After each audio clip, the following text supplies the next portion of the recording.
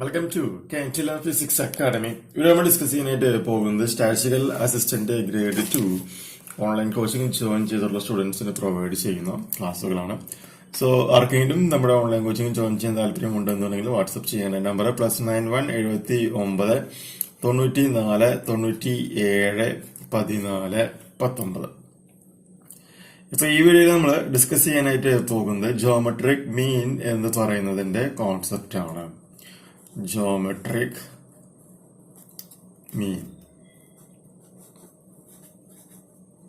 Geometric mean എന്ന് പറയുമ്പോൾ നമുക്കതിനെ GM എന്ന പേരിൽ റെപ്രസെന്റ് ചെയ്യാം. അപ്പൊ ജോമെട്രിക് മീൻ എന്നുള്ള ഹെഡിങ് എഴുതുന്നു, അതിന് നമുക്ക് GM എന്ന പേരിൽ റെപ്രസെന്റ് ചെയ്യാം. അപ്പൊ ജസ്റ്റ് ഞാൻ അതിന്റെ ഡെഫിനേഷൻ എന്താണെന്നുള്ളത് ഒന്ന് പറയാം.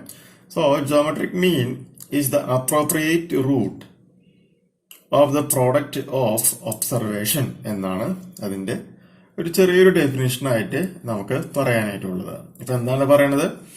Geometric mean is the appropriate root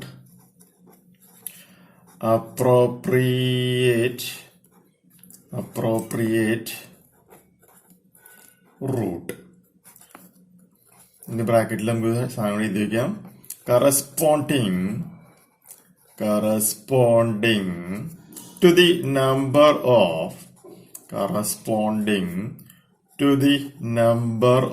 observation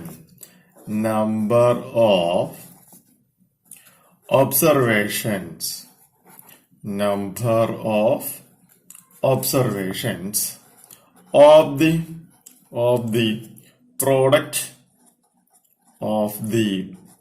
product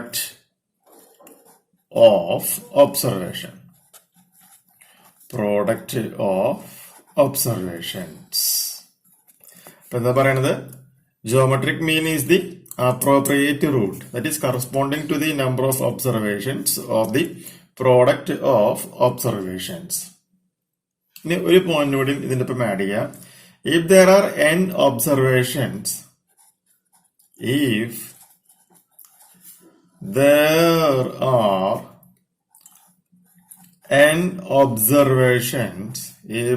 are n observations, geometric mean is the nth root of the product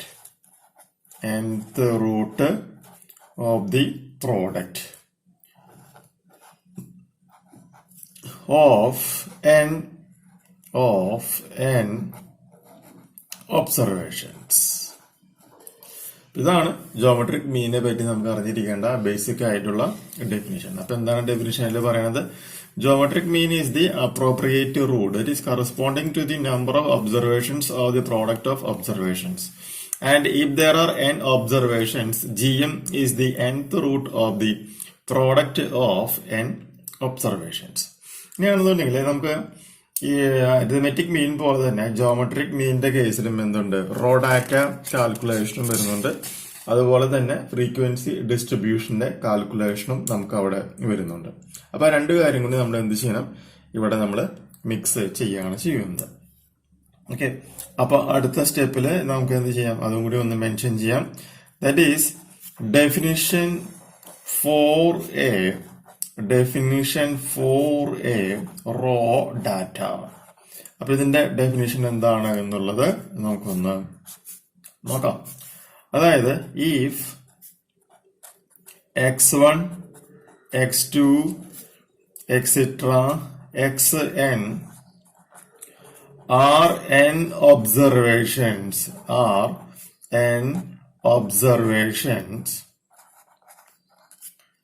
geometric mean is equal to n root x1 x2 etc xn. ഇതെന്ത് സംഭവം എന്നുള്ളത് numerical problem ചെയ്യുമ്പോൾ നമുക്കത് ചെയ്ത് കാണിക്കാം. ഇപ്പൊ നിങ്ങളത് equation ആയിട്ട് തന്നെ പഠിക്കാം. GM = nth root of x1 x2 etc xn എന്ന പേരിൽ പറയാം. ഇനി തന്നെ നമുക്ക് എന്ത് ചെയ്യാന്ന് വെച്ചിട്ടുണ്ടെങ്കിൽ ലോഗരിതം ഉപയോഗിച്ചുകൊണ്ട് ഇതിനൊന്ന് എഴുതുകയാണ് എന്നുണ്ടെങ്കിൽ നമ്മുടെ ഫോർമുല അപ്പൊ എന്തായിട്ട് മാറും? Anti log sigma log x divided by n എന്ന് നമുക്ക് റെപ്രസെന്റ് ചെയ്യാനായിട്ട് സാധിക്കും. ഇനി റോ ഡാറ്റ ഡിസ്ട്രിബ്യൂഷൻ കഴിഞ്ഞാൽ പിന്നെ നമുക്ക് എന്താ വരുന്നത്? ഫ്രീക്വൻസി ഡിസ്ട്രിബ്യൂഷൻ ആണ് വരുന്നത് അല്ലെ. അപ്പൊ അടുത്ത സ്റ്റെപ്പിലായിട്ട് നമുക്ക് എന്ത് പറയാനായിട്ട് സാധിക്കും? Definition for a frequency distribution. Definition for a frequency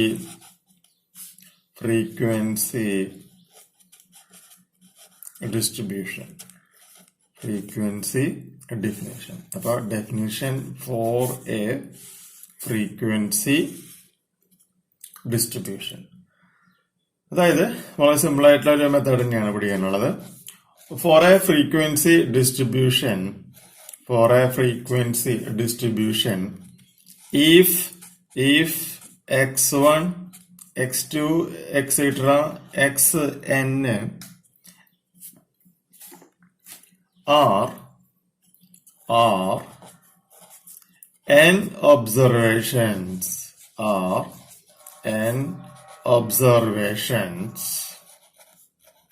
with the corresponding frequencies with the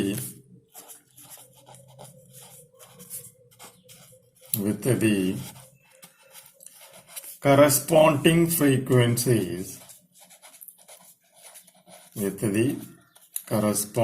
frequencies f1, f2, etc. fn. അങ്ങനെ വരികയാണെന്നുണ്ടെങ്കിൽ geometric mean is equal to nth root of x1 raised to f1, x2 raised to f2, etc. xn raised to fn നമുക്കെന്ന് പറയാം. Okay, that's equal to anti-log sigma f log x divided by n. Okay, anti-log sigma f log x n എന്ന് പറയാം. where n is equal to sigma f. where n equal to sigma F എന്ന പേരിൽ represent ചെയ്യാം. ഇനി ഒരു definition, ഒരു ചെറിയൊരു കാര്യം കൂടി ഒന്ന് മനസ്സിലാക്കുക. വെയ്റ്റഡ് ജിമ്മ് നമുക്ക് എപ്പോഴേലും കാണേണ്ട ഒരു സാഹചര്യം വരികയാണെന്നുണ്ടെങ്കിൽ, വെയ്റ്റഡ് ജോമെട്രിക് മീൻ കാണേണ്ട ഒരു സാഹചര്യം വരികയാണെങ്കിൽ അതിന്റെ formula geometric mean is equal to anti-log sigma w log x divided by sigma w എന്ന പേരിൽ നമുക്ക് റെപ്രസെന്റ് ചെയ്യുവാനായിട്ട് സാധിക്കും. ഓക്കെ, ഇനി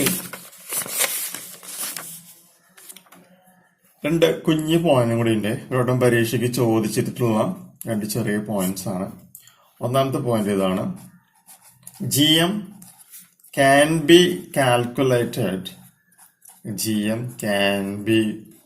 calculated only for non-zero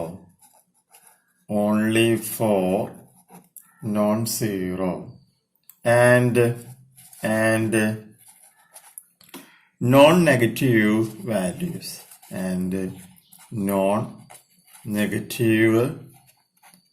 non-negative values. Then note 2. GM is the appropriate average for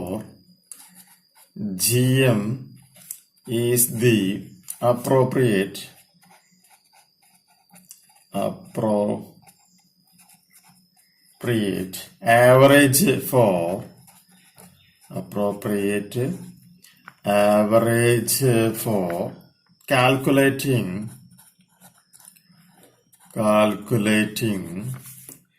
index number and average rates of change.